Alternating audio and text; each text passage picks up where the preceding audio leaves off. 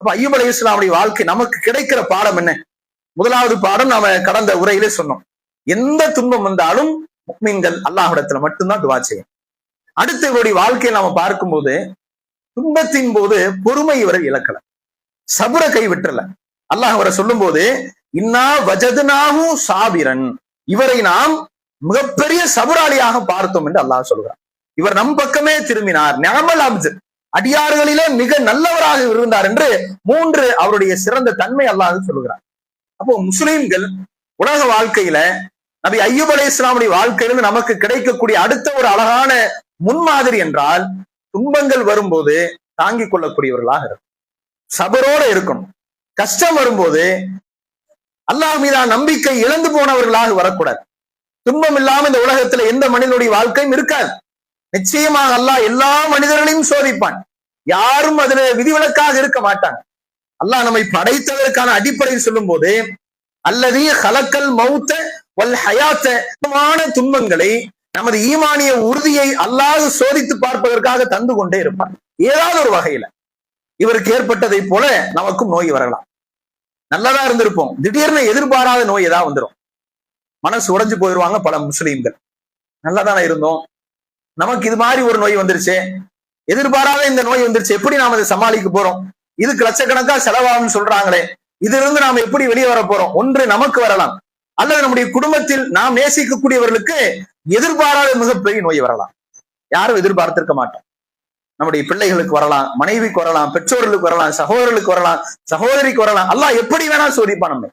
அப்ப அந்த துன்பங்கள் நோய் வரும்போது மனம் உடைந்து போய் விடாம அந்த கஷ்டத்தை இஸ்லாமியர்கள் முஃமின்கள் தாங்கக்கூடியவர்களாக, அல்லாஹ்வினுடைய விதியின் அடிப்படை நமக்கு இது நடந்திருக்கிறது, பொறுமையாக இருப்போம், அல்லாஹ்விடத்துல உதவி கேட்போம், இறைவன் நம்மை இந்த துன்பத்திலிருந்து நம்மை இந்த கஷ்டத்திலிருந்து அல்லாஹ் நம்மை மீட்டெடுப்பான் என்று அல்லாஹ் மீது முழு நம்பிக்கையா போயிருக்கும். கஷ்டம் வந்த உடனே யா அல்லாஹ், நான் ஏதாவது தப்பு செஞ்சனா, நான் ஏதாவது ஹராம செஞ்சனா, நான் என்னால முடிஞ்ச நல்ல அமல் செஞ்சுக்கிட்டு தான் இருக்கிறேன், எனக்கே இறைவா கஷ்டம் கொடுக்குறேன். சில முஸ்லீம்கள் எல்லாம் பாத்தீங்கன்னா இந்த வருமானம் குறையும் போது அவங்களுடைய ஈமான்ல அவ்வளவு ஆட்டம் காணும். இவ்வளவு கஷ்டப்படுறோமே, படிச்சிருக்கோம், படிச்ச படிப்புக்கு நல்ல வேலை இல்லை, பல நாள் நம்ம பல மணி நேரம் உழைக்கிறோம், உழைப்பதற்கு நல்ல வருமானம் கிடைக்கல, எவ்வளவு கஷ்டப்பட்டாலும் என்னால முன்னேற முடியலையே, வருமானத்துல இன்னும் நம்முடைய பொருளாதாரம் குறைந்து கொண்டே போகிறது என்று அந்த பொருளாதாரத்துல பின்னடை வரும்போது அதிகமான முஸ்லிம்கள் கலங்கி போய் விடுவார்கள். ஆஹா, எனக்கு மட்டும் வாழ்க்கையில இப்படியான நிலை ஏற்படுகிறது என்று அந்த பொறுமை கைவிட்டு விடுவார்கள். அல்லாஹு தஆலா இந்த உலக வாழ்க்கையில பல வழிகள்ல எல்லா வகையான துன்பங்களும் தருவான். இதுல இவருக்கு அவருக்குன்னு அல்லாஹ் யாருக்கும் விதிவிலக்கே கிடையாது. முஸ்லிம்களை வல நபுல் வன்னக்கும் பிஷையும் மினல் ஹௌஃபி வல் ஜூஇ வ நக்ஸி மினல் அம்வாலி வல் அன்ஃபுஸி வஸ்ஸமராத்தி வபஷ்ஷிரிஸ் ஸாபிரீன். நபியே, நீங்கள் சொல்லுங்கள், உங்களை நாம் பல வழிகளிலே சோதனைக்கு உள்ளாக்கும் என்று அல்லாஹ் பட்டியல் போடுகிறான். எப்படி எல்லாம் அல்லாஹ் நம்மளை சோதிப்பான்? உங்களில் நீங்கள் நேசிக்கக்கூடிய மனிதரின் உயிரை எடுத்து நாம் சோதிப்போம், பசியை கொடுத்து சோதிப்போம், வறுமையை கொடுத்து சோதிப்போம், செல்வங்களை குறைத்து சோதிப்போம், உயிர்களை சேதப்படுத்தி சோதிப்போம், உங்களுடைய விளைச்சல் நிலங்களையும் சேதப்படுத்தி சோதிப்போம் என்று அல்லாஹ் சொல்லிவிட்டு வபஷ்ஷிரிஸ் ஸாபிரீன், பொறுமையாளிகளுக்கு சபராளிகளுக்கு ஜன்னத்தை நற்செய்தியாக சொல்லுங்க என்று அல்லாஹ் குறிப்பிடுகிறான். அப்ப துன்பம் வரும். அய்யூப் அலைஹிஸ்ஸலாமுடைய வாழ்க்கையை யோசிச்சு பாருங்க. அவ்வளவு துன்பத்தில் குடும்பத்தை இழந்தார், எல்லாரையும் இழந்து தன்னந்தனியாக அந்த துன்பமான நேரத்தில் அல்லாஹ் மீது நம்பிக்கை இழக்காமல் அல்லாஹ்விடத்திலே துஆ செய்தார். அன்த அர்ஹமுர் ராஹிமீன், இறைவா நீதான் கருணையாளனுக்கு எல்லாம் கருணை, உன்னை தவிர எனக்கு வேற யாரும் இல்லை, நான் இங்கேயும் போக மாட்டேன், உன்னிடத்திலே என்னுடைய துன்பம் நீங்க வேண்டும் என்று கையேந்துகிறேன் என்று அய்யூப் அலைஹிஸ்ஸலாம் அந்த துன்பத்தின் போது அல்லாஹ் மீது நம்பிக்கை இழக்காமல் உறுதியாக இருந்தார். இஸ்லாமியர்கள் இவருடைய வாழ்க்கை நமக்கு கிடைக்கிற அற்புதமான இந்த பாடத்தை, இந்த சபரை நம்ம இடத்துல கொண்டு இருக்க வேண்டும். சில முஸ்லிம்கள் பாருங்க, நல்லவர்களாக இருப்பவர்களும் கூட பாவத்துல போய் விட ஆரம்பிச்சிருவாங்க. கஷ்டம் வரும்போது ஹராமை நோக்கி போக ஆரம்பிச்சிருவாங்க, அல்லது மோசமான தவறான முடிவுகளையும் எடுக்க ஆரம்பிச்சிருவாங்க. இஸ்லாமிய சமுதாயத்துல தற்கொலை என்பது நடப்பதே கிடையாது. ஆனா இப்போ உள்ள கால சூழ்நிலை அங்க ஒண்ணு இங்க ஒண்ணு நடப்பதை நாம கேள்விப்பட ஆரம்பிச்சோம். என்னப்பா கஷ்டம்? கடன் தொல்லை, தற்கொலை பண்ணிக்கிட்டாங்க, வேற வேற பிரச்சனை, தற்கொலை பண்ணிக்கிட்டாங்க, கணவன் மனைவி சண்டை, தற்கொலை பண்ணிக்கிட்டாங்க. 1-2 நிகழ்வு கேள்விப்படுறோமா இல்லையா? இஸ்லாமிய மார்க்க நம்மை பக்குவப்படுத்துகிறது. உலக வாழ்க்கை உங்களுக்கு துனியாவில் கஷ்டம் வரதான் செய்யும். இஸ்லாமிய மார்க்கு நமக்கு என்ன சொல்லல, துன்பமே வராதுப்பா, நீ அல்லாஹ்வை சரியாக தொழுது, நீ ஹராமில் இருந்து விலகி ஹலாலான வாழ்க்கை நீ வாழ்ந்தா கண்டிப்பாக துன்யாவிலும் சரி ஆகிரத்திலும் சரி நிம்மதியாக இருப்பாய் என்று அல்லாஹ் எங்குமே சொல்லல முஸ்லிம்களை. எப்போது நீங்கள் மென்மேலும் நல்லவர்களாக நல்ல அடியார்களாக அல்லாஹ்விற்கு கட்டுப்பட்டவர்களாக மாற ஆரம்பிக்கிறீர்களோ அப்போதுதான் நமது வாழ்க்கையில இன்னும் அதிகமான துன்பங்களை அல்லாஹ் தருவான் சோதனைக்காக. அப்ப நம்முடைய உறுதிப்பாடை அல்லாஹ் பார்ப்பான். என்னை இவன் சரியாதான் நம்பி இருக்கிறானா, என்னை தவிர வேறு யாரையும் நம்பாமல் இருக்கிறானா, கஷ்டம் வரும்போது ஹராமின் பக்கம் போகாமல் இருக்கிறானா, அல்லது தவறான முடிவை எடுக்காமல் இருக்கிறான் என்று அல்லாஹ் பார்ப்பான். சில முஸ்லிம்கள் வியாபாரத்தில் ஹராமின் பக்கம் போயிடுறாங்க. அதெல்லாம் நேர்மையெல்லாம் சம்பாதிச்ச வேலைக்காக நான் இவ்வளவு நாள் போராடிட்டேன், இவ்வளவு நாள் ஹலால்ல தான் சம்பாதிச்சேன், எனக்கு பெரிய வருமானம் வரல, நான் வியாபாரத்தில் பொய் சொல்லுவேன், கலப்படம் பண்ணுவேன், அல்லாஹ் தடுத்த பல ஹராமான பொருளை வியாபாரம் பண்ணுவேன், அதுதான் எனக்கு பரக்கத்தா இருக்கு, நிறைய பணம் வருது என்று சொல்லி வரம்பு மீறக்கூடியவர்களாக இஸ்லாமியர்கள் சிலர் மாறுவதை நாம பார்க்கிறோம் எப்போ கஷ்டம் வரும்போது. அப்ப துன்பம் மனிதர்களை எல்லா வகையான மோசமான நிலைக்கு நம்மை தள்ளும். முஃமின்கள் அந்த நிலைக்கு நாம போயிடக்கூடாது. துன்யா வாழ்க்கையில அல்லாஹ் நம்மை சோதிப்பான் என்றால் நபிகள் நாயகம் ஸல்லல்லாஹு அலைஹி வஸல்லம் ஒரு அற்புதமான செய்தியை சொன்னாங்க. மை யுரிதுல்லாஹு பிஹி கைரன் யுஸிப் மின்ஹு, அல்லாஹ் யாருக்கு நன்மையை நாடுகிறானோ அவர்களை தான் சோதிப்பான் அதிகமாக. எல்லாருக்கும் கஷ்டம் இருக்கும். அல்லாஹு தஆலா தன் அடியார்கள்ல யாருக்கு நன்மையை அதிகம் வழங்க போகிற முடிவை அல்லாஹ் எடுத்து விட்டானோ அவர்களுக்கு இந்த துன்யாவில் மற்ற எல்லா மனிதர்களை விட சோதனைகள் தான் அதிகம் வரும். இப்ப புரிந்து கொள்ளுங்கள், நமக்கு கஷ்டம் வருதுன்னா அல்லாஹ் நமக்கு ஏதோ நல்லது நாடுகளான்னு புரிஞ்சுக்கோங்க. இறைவனுடைய அருள் நம் பக்கம் இருக்குன்னு புரிந்து கொள்ளுங்கள்.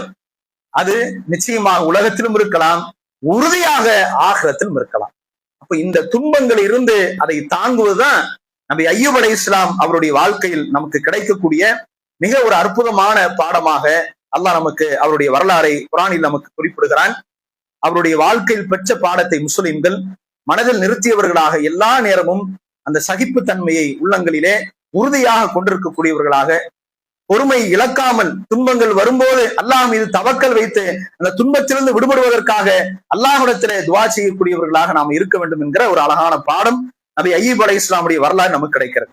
ஹதீஸ்களிலே அய்யூப் அலைஹிஸ்ஸலாம் அவருடைய செய்தியை பற்றி நாம பார்க்கும்போது ஒரே ஒரு ஆதாரபூர்வமான ஹதீஸ் நமக்கு வருகிறது. சஹீஹ் புகாரில 279வது ஹதீஸாக நபி அய்யூப் அலைஹிஸ்ஸலாம் அவர்களை பற்றி நபிகள் நாயகம் ஸல்லல்லாஹு அலைஹி வஸல்லம் குறிப்பிடுகிறார்கள். பைனனா அய்யூப யக்தஸிலு உரியானன் ஃபஹர்ர அலைஹி ஜராதுன் மினத் தஹப். அய்யூப் அலைஹிஸ்ஸலாம் அவர்கள் ஒரு நாள் அவர் குளித்துக் கொண்டிருக்கும் போது, யாரும் இல்லாத ஒரு இடத்தில் அவர் குளித்துக் கொண்டிருக்கும் போது, ஆடை இல்லாமல் குளித்துக் கொண்டிருந்த அந்த சந்தர்ப்பத்துல அல்லாஹு தஆலா தங்கத்தாலான வெட்டுக்கிளி அவருக்கு இறைவன் தந்தான். வெட்டுக்கிளி வந்து விடுது. வெட்டுக்கிளி நம்ம பார்த்திருப்போம். அந்த வெட்டுக்கிளி எப்படி இருக்குன்னா தங்கமாகவே வந்து விழுகிறது. அதை பார்த்தவுடன் அவர் என்ன செய்கிறார், ஃபஜால அய்யூப் அலைஹிஸ்ஸலாம் அவர்கள் தன்னுடைய அங்கே இருந்த துணியை கொண்டு அந்த வெட்டுக்கிளி அவர் எடுத்துக் கொள்கிறார். அப்போ ஃபநாதாஹு ரப்புஹு, அல்லாஹ் அழைக்கிறான், யா அய்யூப், அய்யூப் அவர்களே, அலம் அகுன், நாம் உங்களுக்கு இது போன்ற விஷயங்களிலிருந்து உங்களை தேவையற்றவராக நாம் உங்களை ஆக்கவில்லையா? அப்படின்னு என்ன அர்த்தம்? உங்களுக்கு தான் நம்ம தாராளமா செல்வத்தை தந்திருக்கிறோமே. அப்ப அந்த நோய்க்கு பிறகு அவருடைய வாழ்க்கை நடந்த ஒரு நிகழ்வாக இதை நம்ம பார்க்கலாம்.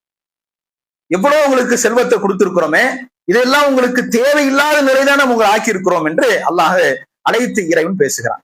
அப்ப அய்யூப் அலைஹிஸ்ஸலாம் அவர்கள் சொல்லுகிறார், காலபலா இஸ்ஸத்திக்க, இறைவா, ஆம் உண்மைதான், எனக்கு இதுல எந்த தேவையும் கிடையாதான், ஆனால் வலாக்கின் லஅக்னா பி அன் பரக்கத்திக்க, உன்னுடைய இந்த அருளை, இந்த பரக்கத்து எனக்கு தேவையாக இருக்கிறது, அதற்காக நான் எடுத்தேன், நீதான் இதை தந்திருக்கிறாய், இதிலே உன்னுடைய பரக்கத்து இருக்கிறது, அதற்காகத்தான் இதை எடுத்துக்கொண்டேனே தவிர இந்த செல்வத்தின் மீது, இது தங்கம் என்பதால் இதன் மீது மோகத்தை கொண்டு, இதன் மீது பேராசை கொண்டு நான் இதை எடுக்கவில்லை இறைவா என்று அய்யூப் அலைஹிஸ்ஸலாம் அவர்கள் பதில் சொன்னார் என்று அல்லாஹ்வின் தூதர் ஸல்லல்லாஹு அலைஹி வஸல்லம் அவர்கள் நபி அய்யூப் அலைஹிஸ்ஸலாம் அவருடைய அந்த ஈமானிய இன்னொரு நிலையை நமக்கு புரிய வைத்த இந்த ஒரு சம்பவத்தை சஹீஹ் புகாரிலே பார்க்கிறோம். இதுதான் நபி அய்யூப் அலைஹிஸ்ஸலாம் அவருடைய வாழ்க்கை வரலாறாக ஆதாரப்பூர்வமான செய்தியாக ஹதீஸிலும் மேலும் குர்ஆன் ஆயத்துகளாக இடம்பெற்ற செய்திகளாக நாம பார்க்கிறோம். இது அய்யூப் அலைஹிஸ்ஸலாமுடைய வரலாறு இதோடு நிறைவடைகிறது. அடுத்ததாக குர்ஆனிலே நாம் அறிந்து கொள்ள வேண்டிய பல நபிமார்களுடைய சீராக்களில் வரலாறுகளிலே இன்னும் குறைவாக அல்லாஹ் பேசி இருக்கக்கூடிய நபிமார்களின் வரலாறும் இருக்கிறது. அதுல அல்லாஹ் தஆலா சூரா மரியம் 19வது அத்தியாயத்தின் 56வது வசனத்தில் அல்லாஹ் பேசுகிறான். ஒரு நபியை அல்லாஹ் அறிமுகப்படுத்துகிறான். வதுகுர் ஃபில் கிதாபி, நபியே நமது வேதத்தில் ஒருவரை நீங்கள் நினைவுபடுத்துங்கள், இத்ரீஸ், அவர்தான் இத்ரீஸ் ஆவார். அப்ப இத்ரீஸ் என்கிற ஒரு இறை தூதர் பூமியிலே வாழ்ந்திருக்கிறார். அவரை பற்றி நீங்கள் மக்களுக்கு நினைவுபடுத்துங்கள். இன்னஹு கான சித்தீகன் நபியா, அவர் உண்மையாளராகவும் நபியாகவும் இருந்தார் என்று அல்லாஹு தஆலா நபி இத்ரீஸ் அலைஹிஸ்ஸலாம் அவருடைய வாழ்க்கையை, அவரை பற்றியான செய்தியை சொல்வதற்கு முன்பாக அவருடைய குணத்தையும் அழகான அவருடைய சிறந்த பண்பையும் சொல்லி அவரை அறிமுகப்படுத்துகிறார். அவர் மிகச்சிறந்த உண்மையாளர், மேலும் சிறந்த ஒரு நபியாக இருந்தார். இவரை நபியை மக்களுக்கு நீங்கள் நினைவுபடுத்துங்கள். மகானன் அலியா, அவருக்கு நாம் உயர்வான இடத்தை, தரஜாவை நாம் அவருக்கு தந்திருக்கிறோம், உயர்ந்த நிலையை நாம் அவருக்கு ஏற்படுத்தி இருக்கிறோம் என்று அல்லாஹ் சொல்லிவிட்டு அடுத்து தொடர்கிறான். உலாயிக அல்லதீன அன்அமல்லாஹு அலைஹிம் மினன் நபியீன வ துர்ரியத்திஹிம், அல்லாஹ்வினுடைய அருளை பெற்றவர்களாக இது போன்ற நபிமார்கள் தான் இருக்கிறார்கள் என்று சொல்லி அல்லாஹ் இவரையும் சேர்த்து அதற்கு பிறகு இன்னும் பல நபிமார்களின் பெயரையும் சேர்த்து அல்லாஹ் இந்த ஆயத்திலே குறிப்பிடுகிறார். இப்ப இறைவனுடைய அருளை பெற்ற மனிதர்களில் நபிமார்களாக இருக்கிறார்கள். அந்த நபிமார்கள் இத்ரீஸும் அவர்களும் இருந்தார் என்று அல்லாஹு தஆலா இத்ரீஸ் அலைஹிஸ்ஸலாம் அவர்களை பற்றி இந்த 3 ஆயத்திலே அவரை பற்றியான ஒரு சில தகவல்களை மட்டும் அல்லாஹ் சொல்றான். இதுல ரொம்ப முக்கியமா அல்லாஹு தஆலா அவருடைய ஒரு குணத்தை நமக்கு சொல்கிறான். அதான் நமக்கு பாடம். சித்தீகன், அவர் உண்மையாளர். இத்ரீஸ் அலைஹிஸ்ஸலாம் என்கிற நபியை பொறுத்தவரை அவர் பூமியிலே வாழும் போது அவர் பேசக்கூடிய பேச்சுக்களில் உண்மையாக இருந்திருக்கிறார். அது மட்டும் இல்லாம அல்லாஹ்வை நம்புகிற விஷயத்திலும் இறைவன் அவருக்கு சொன்ன எல்லா கட்டளைகளை வாழ்க்கையிலே முழுமையாக ஏற்றுக்கொண்டு அதை உண்மைப்படுத்தியவராக அதிலே உறுதியாக இருந்தார் என்பதை நாம பார்க்கிறோம். அதனாலதான் அல்லாஹ் தஆலா அவருக்கு சித்திகன் என்கிற பெயரையும் சொல்லி அவரை இறைவன் கண்ணியப்படுத்துகிறான் என்கிற அந்த செய்தி நாம பார்க்கிறோம். உண்மையாளர் யார் என்பதை அல்லாஹ் தஆலா குர்ஆன்ல வெவ்வேறு வசனங்கள் நமக்கு விளக்கம் கொடுக்கிறான். இந்த சித்திக் என்பவர்கள் யார், அவர்களுக்கான தன்மை என்ன என்பதை அல்லாஹ் விளக்குகிறான். இன்னமல் முஃமினூன அல்லதீன ஆமனூ பில்லாஹி வ ரசூலிஹி, நிச்சயமா முஃமின்கள் என்பவர்கள் யார், அவர்கள் அல்லாஹ்வை நம்பிக்கை கொண்டிருப்பார்கள், ஈமான் கொண்டிருப்பார்கள், நபிமார்களை அவர்கள் நம்பிக்கை கொண்டிருப்பார்கள். சும்மலம் எர்தாபும், அதிலே அவர்களுக்கு எந்த வகையான சந்தேகம் இருக்காது. மேலும் வஜாஹது பி அம்வாலிஹிம் வ அன்ஃபுஸிஹிம் ஃபீ ஸபீலில்லாஹ், தங்களுடைய செல்வங்களாலும் தங்களுடைய உயிராலும் அல்லாஹ்வின் பாதையில் அவர்கள் தியாகம் செய்வார்கள், போரிடுவார்கள். உலாயிக ஹுமுஸ் ஸாதிகூன், இவர்கள் தான் உண்மையாளர்கள். உண்மையாளர்கள் யார் என்பதை அல்லாஹ் நமக்கு வேற ஆயத்தில் விளக்கம் கொடுக்கிறான். அப்ப அல்லாஹ் தஆலா நபி இத்ரீஸ் அலைஹிஸ்ஸலாம் அவர்கள் சித்திக் என்கிற வார்த்தையில அல்லாஹ் சொல்றான். சித்திக்னா எப்படி இருப்பாங்க, அல்லாஹ் இந்த ஆயத்துல விளக்கம் கொடுக்கிறான். அவங்க அல்லாஹ்வை ஈமான் கொண்டிருப்பார்கள், அவர்கள் தூதர்களை நம்புவார்கள். சும்மா லம் எர்தாபு, அதுல சந்தேகம் அவர்களுக்கு இருக்காது. அல்லாஹ்வை ஈமான் கொள்ற விஷயத்துல இன்றைக்கு எப்படி சில முஸ்லிம்கள் அரைகுறையாக அல்லாஹ் நம்புகிறார்களோ, முஸ்லீமாக இருப்பார்கள், அல்லாஹ் தான் இறைவன் என்று சொல்வார்கள், ஆனா ஈமானிலே அவரிடத்துல மிகப்பெரிய பலவீனங்களும் குறைபாடுகளும் இருக்கும். அல்லாஹ்வுக்கு ஷிர்க் வைத்தவர்களாகவே அல்லாஹ்வை ஈமான் கொள்வார்கள். அப்படி நபிமார்கள் இருக்க மாட்டார்கள், அப்படி சித்திகன்கள் இருக்க மாட்டார்கள். அவங்களுடைய ஈமான் என்பது சும்மலம் எர்தாபு, எந்த துளி சந்தேகம் இல்லாமல் இறைவனுடைய எல்லா குதிரத்தையும் அல்லாஹ்விற்குரிய எல்லா ஆற்றலையும் குவத்தையும் முழுமையாக புரிந்து ஏற்றுக்கொள்வார். அதான் இன்னைக்கு இருக்கக்கூடிய பல முஸ்லிம் இடத்தில் இருக்கிற மிகப்பெரிய குறைபாடு. அல்லாஹ்வை ஈமான் கொள்ளக்கூடிய அந்த விஷயத்துல அல்லாஹ்வை நம்புகிறோம் என்று சொல்லக்கூடிய பலரும் கூட உறுதியாக அல்லாஹ்வை நம்பாமல் இருக்கிறார். அது நபிமாரிடத்துல இல்லவே இல்லை. எப்படி எல்லாம் நம்ம மக்கள் மாறி இருக்கிறாங்க நம்பிக்கை விஷயத்துல. இறந்து போனவர்களை வணங்குவது, துவா செய்வது, அது அதிகமான மக்களிடத்துல ஷிர்க் என்கிற புரிதல் இருக்கிறது. துவா செய்யக்கூடாது, தர்காவுக்கு போக கூடாது, அங்க போய் துவா கேட்க கூடாது, அங்க போய் நம்ம சஜிதாவோ அல்லது வெவ்வேறு இபாதத்தையோ செய்யக்கூடாது என்கிற புரிதல் உள்ள பல முஸ்லிம்கள் தான் ஷிர்கினுடைய பல வடிவங்களை இன்னும் முழுமையாக புரியாமல் இருக்கிறார். இதுவெல்லாம் ஷிர்க் என்பதை ஏற்றுக்கொள்ளாமலோ அல்ல இதுவெல்லாம் ஷிர்க் தான் என்பதை முழுமையாக விளங்காமல் இருக்கிறார். தனி மனிதனை இறைவனுடைய இடத்தில் கொண்டு போய் வைப்பது, மறைமுகமாக இறைத்தன்மை அவர்கள் மறைமுகமாக கொடுப்பது. அதற்கு சில உதாரணங்கள் நாம கடந்த உரையிலே நம்ம சொல்லியிருந்தோம். இமாம்களாக, அசரத்துமார்களாக, மௌலவிமார்களா யாரெல்லாம் இருக்கிறாங்களோ அவங்களுக்கு இறைத்தன்மையில் ஏதோ சில பங்குகள் இருப்பதை போல அவர்களை பார்ப்பார்கள். இவங்க வந்தா நமக்கு பரக்கத் கிடைக்கும், அவங்க துவா செய்தா நம்முடைய துவாக்கள் ஏற்றுக்கொள்ளப்படும். நம்ம ஊர்ல நிறைய நடக்க நீங்க பார்க்கலாம். ஏதாவது வீடு யாராவது கட்டினாங்கன்னா, ஏதாவது கடை ஓபன் பண்ணா அங்க யார் ஃபர்ஸ்ட் இருக்கிறான், ஹசரத் தான் கூப்பிடுறாங்க. அவருடைய பயான் வச்சுதான் நாங்க என்ன பண்ணுவோம், கடை ஓப்பன் பண்ணுவோம். பயான் மட்டும் இல்லாம துவா, கடைக்குள்ள உட்கார்ந்து அவர் துவா செய்யணும், வீட்டுல வந்து அவர் துவா செய்யணும். அதற்கு பிறகுதான் நாங்க வியாபாரத்தை ஆரம்பிப்போம், அதற்கு பிறகுதான் அங்க குடுத்தனத்தை நாங்க போவோம் என்று நடக்குதா இல்லையா? அவர் வந்து அங்க துவா செய்யணும். என்ன நம்பிக்கை அதுல? மறைமுகமா முஸ்லிம்கள் அதுல இருந்து என்ன சொல்ல வராங்க? ஹசரத்துமார்களுடைய துவாக்களுக்கு ஒரு முக்கியத்துவம் அல்லாஹுவால் தரப்படும் நம்புறாங்க. அப்படி அல்லாஹு தாலா குரானில் எங்கும் சொல்லவில்லை முஸ்லிம்களை. நபிகள் நாயகம் ஸல்லல்லாஹு அலைஹி வஸல்லம் அவர்கள் மார்க்கம் படித்தவருடைய பிரார்த்தனைக்கு இறைவன் தனி இடம் தருவான் என்று அல்லாஹ்வின் தூதர் ஸல்லல்லாஹு அலைஹி வஸல்லம் அவர்கள் சொல்லல. ரசூலுல்லாஹ் துனியால வாழ்ந்தாங்களே, 23 வருஷம் வாழ்ந்தாங்க. 10 வருடம் மதீனாவில் இமாமாக ரசூலுல்லாஹ் இருந்தாங்க. சஹாபாக்கள் யாரேனும் வீடு கட்டும் போதோ ஒரு தொழில் ஆரம்பிக்கும் போதோ அல்லாஹ்வின் தூதரே வாங்க, நீங்க வந்து எங்களுக்காக துவா செஞ்சு ஆரம்பிச்சு விடுங்கன்னு சொன்னாங்களா? ஏன் முஸ்லிம்களை யோசிக்க மாட்டோம்? இல்ல, ஊர்ல பழக்கம், ஒரு துவா இல்லைன்னா கடை ஓப்பன் பண்ண துவா இல்லையா, நான் வரல பை.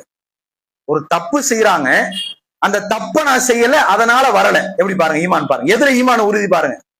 சரியானது ஒருத்தர் செய்யறாரு அதனால் நான் வருவேன், தவறானதை செய்தால் நான் வரமாட்டேன் என்று சொல்லக்கூடிய முஸ்லிம்கள் எப்படி தலைகளா நிக்கிறாங்கன்னா, நீ தப்பானது செய்யல, நீ ஹசரத்தை கூப்பிட்டு துவா வைக்கல, அதனால நான் வரமாட்டேன். அப்படி எல்லாம் சொல்லுவாங்க. வீட்டுல பெரியவங்க சொந்தக்காரங்க எல்லாம் வராம போயிருவாங்க. என்ன பண்றது, எனக்கு நம்பிக்கை இல்ல பாய்.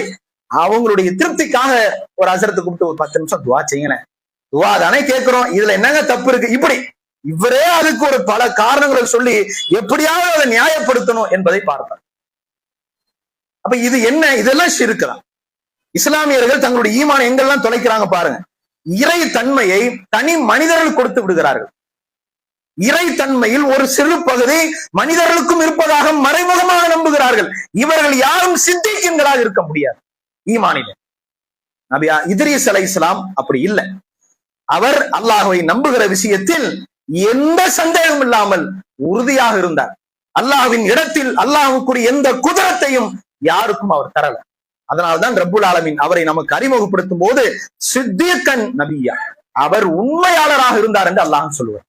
இப்ப நம்முடைய வாழ்க்கையில இஸ்லாமியர்கள் யோசிச்சு பார்க்கணும், எந்த பகுதியிலும் ஷிர்க் நம்ம இடத்துல இருக்கிறதா, அதுல விலகிருங்க, விலகிருங்க. தயவு செய்து அதுல போய் விழுந்துடாதீங்க.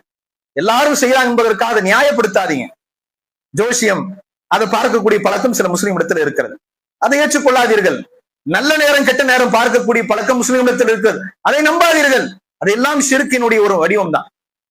ஒரு திருமணமோ அல்லது வெவ்வேறு குடும்ப நிகழ்ச்சிக்கோ ஒரு நேரத்தை நாம முடிவு செய்து அனைவரும் ஒன்று கூடுவதற்கான எது சரியான நேரமோ அந்த நேரத்துல அந்த நிகழ்ச்சி நடத்திட்டு போங்க. அதுக்கு போய் ஹசரத் கிட்ட போய் டைம் கேட்காதீங்க. அதை நோட்டீஸ்ல என்ன பண்ணாதீங்க, இதுதான் பரக்கத்தான டைம் போடாதீங்க. அதற்கு யார் உங்களுக்கு சொல்லி கொடுத்தது இது பரக்கத்தான நேரம்? ஹசரத் சொன்னாரு, முபாரக்கான நேரம் சொன்னாரு. டைமும் டேட்டும் அவர்கிட்ட போய் ஏன் கேட்டு பிக்ஸ் பண்றீங்க? அது செய்யக்கூடிய முஸ்லீம் நாம கேட்கிறோம். அவருக்கு எப்படி தெரியும்? இறைவனுடைய படைப்புல ஒவ்வொரு நாளிலும் அல்லாஹ் தான் படைத்த அந்த நாட்களிலே சில மனிதர்களுக்கு அல்லாஹ் நன்மையும் செய்கிறான், பரக்கத்தையும் தருகிறான், சோதிக்கும் செய்கிறான். ஒவ்வொரு மனிதனுக்கும் அது மாறுபடும். ஆனா நம்ம முஸ்லிம்கள் என்ன பாக்குறோம், ஏதாவது இருந்தாலும் இவர்கிட்டதான் போய் கேட்கணும்னு நினைக்கிறோமே. ஏன் அப்படி? அவருக்கு என்ன அப்படி மறைமுகமான ஆற்றல் எதுவும் இருக்கிறதா?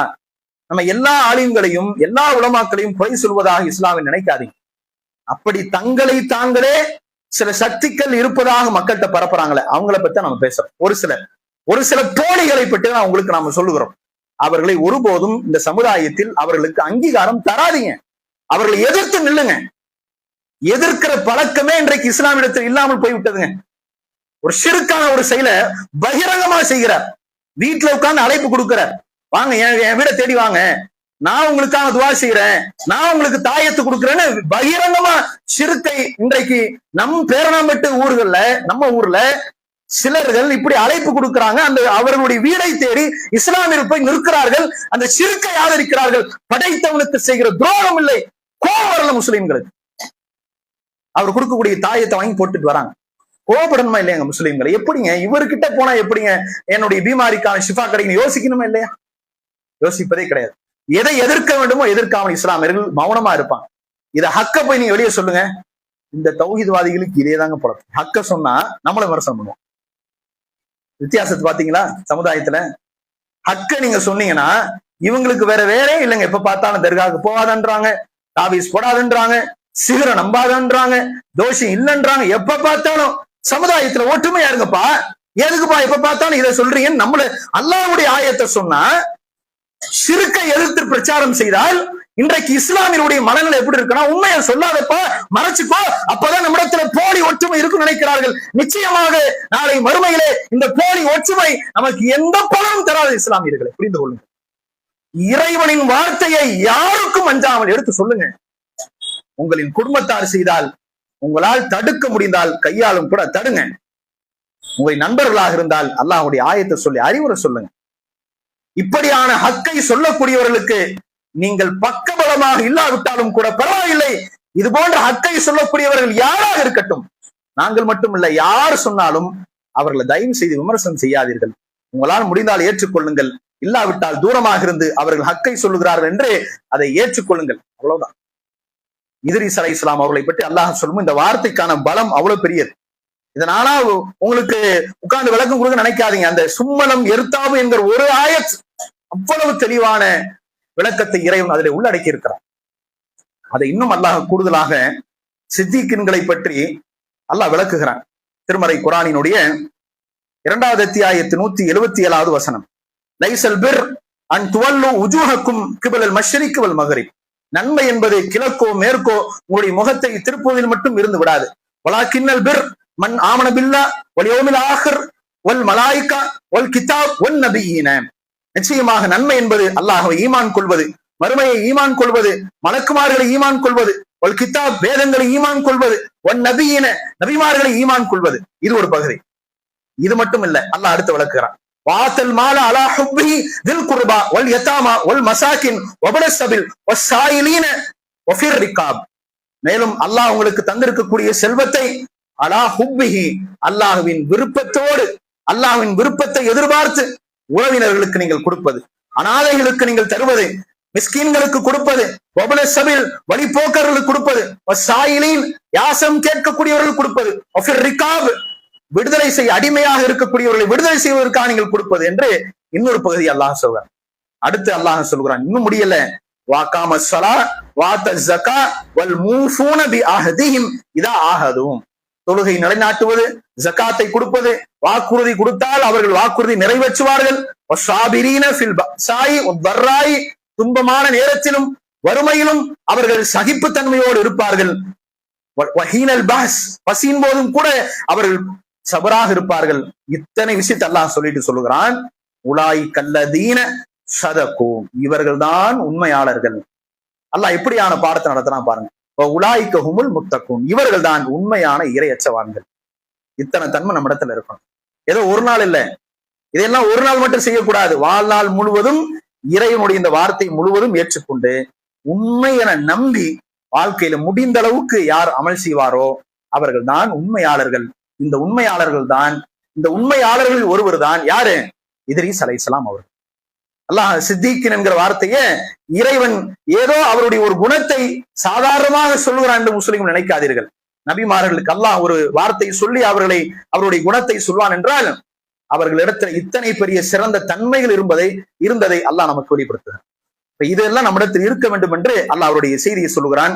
மேலும் நபி இத்ரீஸ் அலைஹிஸ்ஸலாம் அவர்களை பற்றி இன்னொரு அல்லாஹ் குறிப்பிடும் போது, இஸ்மாயில இத்ரீஸ வதல் கிஃபில் குல்லும் மினஸ் ஸாபிரீன். இஸ்மாயில் அலைஹிஸ்ஸலாம், இத்ரீஸ் அலைஹிஸ்ஸலாம், துல் கிஃபில், இவர்கள் அத்தனை பேருமே, இவர்கள் அனைவருமே சபராளிகளாக, பொறுமையாளிகளாக இருந்தார்கள். எல்லா நபிமார்களுக்குரிய குணம் தான் சகிப்புத்தன்மை என்று அல்லாஹ் இந்த ஆயத்திலே இத்ரீஸ் அலைஹிஸ்ஸலாம் அவர்களை பற்றி பேசுகிறான்.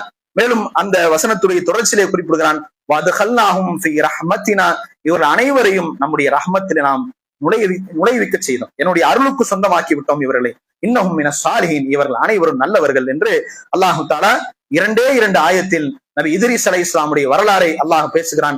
அவருடைய செய்தியை நமக்கு சொல்லுகிறான். முஃமின்களுக்கு மிகப்பெரிய பாடத்தையும் அதிலே இறைவன் மறைத்து வைத்திருக்கிறான். ஹதீஸ்களை நாம பார்க்கும்போது நபி இத்ரீஸ் அலைஹிஸ்ஸலாம் அவர்களை பற்றி ஒரே ஒரு ஆதாரபூர்வமான செய்தி கிடைக்கிறது. நபிகள் நாயகம் ஸல்லல்லாஹு அலைஹி வஸல்லம் அவர்கள் மேராஜ் சென்றிருந்தார்கள்.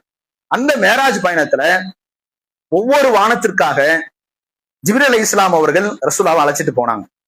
ரசூலுல்லாஹ்வுடைய வாழ்க்கை நடந்த மிகப்பெரிய அற்புதம்.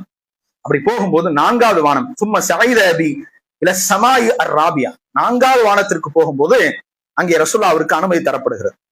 அந்த வாசல் திறக்கப்படுகிறது.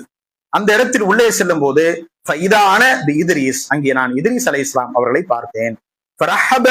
என்னை அவர் வரவேற்றார். எனக்காக அவர் நல்லதை அல்லாஹ்விடத்திலே கேட்டு துஆ செய்தார் என்று நபிகள் நாயகம் ஸல்லல்லாஹு அலைஹி வஸல்லம் அவர்கள் இத்ரீஸ் அலைஹிஸ்ஸலாம் அவர்களை பற்றி சொல்லக்கூடிய கூடுதலான ஒரு தகவல், அல்லாஹ்வின் தூதர்கள் மிஅராஜ் பயணம் செல்லும் போது நான் அவரை பார்த்தேன் என்கிற செய்தியை நமக்கு குறிப்பிடுகிறார்கள். சஹீஹ் முஸ்லிம்ல 259வது செய்தியாக இடம்பெறும். அப்ப இத்ரீஸ் அலைஹிஸ்ஸலாமுடைய வரலாறும் இதோடு முடிந்து விடுகிறது. இன்ஷா அல்லாஹ் நாளை தினம் அல்லாஹ் நமக்கு ஒரு நபியினுடைய வரலாறை சொல்லுகிறான். இந்த வசனத்துடைய துவக்கம் அல்லாஹ் பேசுகிறான், நஹ்னு நகுஸ்ஸு அலைக அஹ்ஸனல் கஸஸ், நபியே நாம் உங்களுக்கு அழகிய வரலாறை சொல்லுகிறோம் என்று அல்லாஹ் ஆரம்பிக்கிறான். அந்த நபி யார், எந்த நபி அழகிய வரலாற்றுக்கு சொந்தக்காரர் என்கிற செய்தியை இன்ஷா அல்லாஹ் நாளை தினம் காண்போம் என்று சொல்லி என் பயானை நிறைவு செய்கிறேன். வாஹிரு தாவானா அல்ஹம்துலில்லாஹி ரப்பில் ஆலமீன். அஸ்ஸலாமு அலைக்கும் வரஹ்மத்துல்லாஹி வபரகாத்துஹு.